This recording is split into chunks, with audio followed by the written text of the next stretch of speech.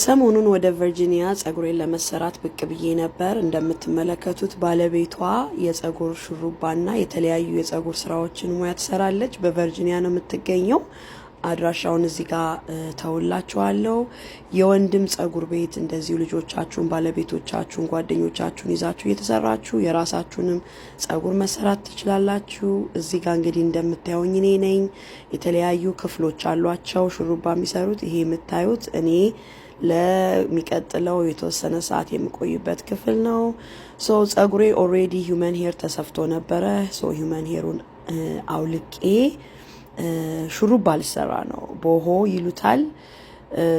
እኔ በጣም ሹሩባ የምወድ ሰው አይደለሁኝም፣ ግን ለመጀመሪያ ጊዜ አልዋሻችሁም አትሊስት ትንሽ የመቀበል አቅም የኖረኝ ሹሩባን የተሰራሁት። እዚህ ጋር ራሴን እንዴት እንደማምር እያሳየዋችሁ ነው። ጸጉሬን መጀመሪያ ፈቱኝ፣ ከዛ ማጠብ ጀመሩ። የተለያዩ ቆንጆ ፕሮዳክቶችን ተጠቅመው ጸጉር የምታጥቧ ሴትዮ ጉደኛ ነበረች። እንግዲህ እንደምታዩት ጸጉሩ እየተመለሰ ነው። ልጅ ከመውለድ በኋላ የተለያዩ የሚያማምሩ ጌጣጌጦች አሏቸው። በጣም ነው ቤቱ ቫይቡ የሚያምረው። እዚህ ጋር ሹሩባዬን አስተካክላው ልትሰራኝ እየተዘጋጀች ነው።